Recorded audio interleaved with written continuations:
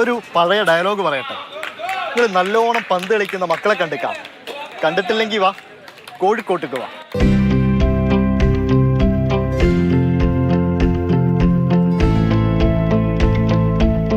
കോഴിക്കോട് അങ്ങാടിയിലെത്തിയാൽ പോരാ, ചെറുവണ്ണൂരിലെ കുണ്ടായിത്തോടിലെത്തണം. അവിടെ ഒരു ഫുട്ബോൾ ടറഫുണ്ട്.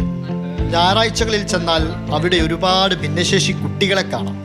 അവരൊന്നായി ആസ്വദിച്ച് ആവേശത്തോടെ പന്തിന് പിറകെ പായുന്നതും കാണാം.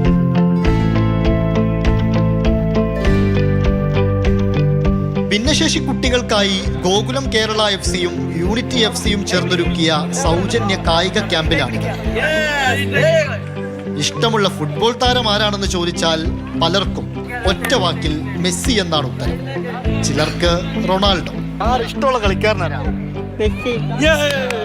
മെസ്സി. ഫുട്ബോള് സ്പോർട്സിലേക്ക് ആദ്യമായിട്ടാണ് വന്നത് ഇങ്ങോട്ട്. പക്ഷെ വേറൊരാൾക്ക് മെസ്സിയും വേണ്ട, റൊണാൾഡോയും വേണ്ട. പിന്നെ ആരാണെന്നല്ലേ? ഫുട്ബോൾ ഇഷ്ടാണ്. ഏറ്റവും കൂടുതൽ ഇഷ്ടം ചേച്ചിനെ.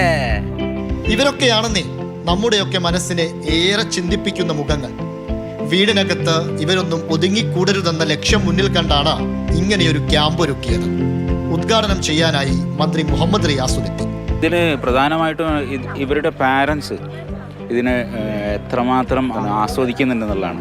അവർ പ്രധാനമായിട്ട് ഒരു പാരൻസ് പറയുന്നത് എൻ്റെ മക്കളൊന്നും ചെയ്യുന്നില്ലല്ലോ, ബാക്കിയുള്ള മക്കളൊക്കെ പല രൂപത്തിലായിരിക്കും ആക്റ്റീവായിട്ടുള്ള കുട്ടികളുണ്ട്, അപ്പോൾ എൻ്റെ മക്കളൊന്നും ചെയ്യുന്നില്ലല്ലോ എന്നുള്ള പാരൻസിൻ്റെ ആ ഒരു സന്തോഷം ഇതും ഇതിൻ്റെ ഭാഗമാണ്. പല വിഭാഗത്തിലുള്ള കുട്ടികൾക്കും പല ടൈപ്പിലുള്ള ട്രെയിനിങ് മെത്തേഡ്സ് ആയിരിക്കും നമ്മൾ പ്ലാൻ ചെയ്തത്. ഈ പരിശീലകർക്കും ഇവിടെ എത്തിയ കുട്ടികൾക്കും മാത്രമല്ല കാൽപന്തിനോട് ഇത്ര പ്രണയമുള്ളത്. രക്ഷിതാക്കളും വളരെ ആവേശത്തോടെയാണ് അവരുടെ മക്കളെയും ചേർത്തുപിടിച്ച് ക്യാമ്പിലെത്തിയത്. ജയ്പൂര്, റായ്പൂർ അങ്ങനത്തെ സ്ഥലങ്ങളിലൊക്കെ പോവും. നന്നായിട്ട് പുറത്ത് കൊണ്ടുപോകും. ഞങ്ങൾ വീട്ടിൽ നിർത്തേയല്ല. ഒളിമ്പിക്സ് ഉണ്ടായിട്ട് അതിൽ തേർഡ് കിട്ടിയിട്ടുണ്ട്. മോന് ബാബുവിന് അങ്ങനെ തന്നെ കിട്ടിയിട്ടുണ്ട്. എല്ലാ പരിപാടിയും ഇപ്പം എറണാകുളത്തുണ്ട് ഒരു സ്പോർട്സ്, അതിന് പോയിട്ട്.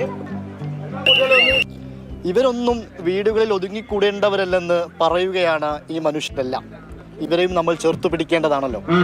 ജോം ടിക്കൊപ്പം മാതൃഭൂമി ന്യൂസ്, കോഴിക്കോട്.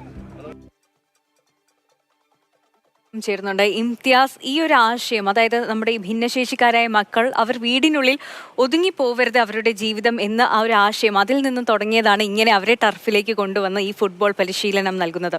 ഈ സമയം അവരുടെ മാതാപിതാക്കളുടെ മുഖത്ത് വരുന്ന ഒരു ചിരിയുണ്ടല്ലോ, എന്തൊരു സന്തോഷമാണ് അവർക്കല്ലേ. ഈ സ്റ്റോറി അവസാനിപ്പിക്കുമ്പോൾ പറഞ്ഞ കാര്യം തന്നെയാണ് എനിക്ക് ആദ്യം പറയാനുള്ളത്. ഇവരെയൊന്നും ഇവർക്ക് വയ്യായികയുണ്ട് എന്നൊന്നും പറഞ്ഞ് നമ്മൾ വീട്ടിലിരുത്തേണ്ട ആളുകളല്ല ഇവരൊന്നും. ഇവരുടെ കഴിവുകൾ മനസ്സിലാക്കി, അവരുടെ താല്പര്യങ്ങൾ മനസ്സിലാക്കി, അവർക്ക് കഴിയാവുന്ന പരിശീലനം കൊടുത്ത്, അത് ക്രിക്കറ്റ് ആവട്ടെ, ഫുട്ബോൾ ആവട്ടെ, ഏതു അവർക്ക് പറ്റാവുന്ന രീതിയിലൊക്കെ പരിശീലനം കൊടുത്ത് രംഗത്തിറങ്ങേണ്ടവർ തന്നെയാണ് ഇവർ. അതിന് അവർക്ക് പരിശീലനം കൊടുക്കാനും അതിനുള്ള സാഹചര്യങ്ങൾ ഒരുക്കി നൽകാനൊക്കെ ഒരു പക്ഷെ നമുക്കാണ് കഴിയുക, അല്ലേ?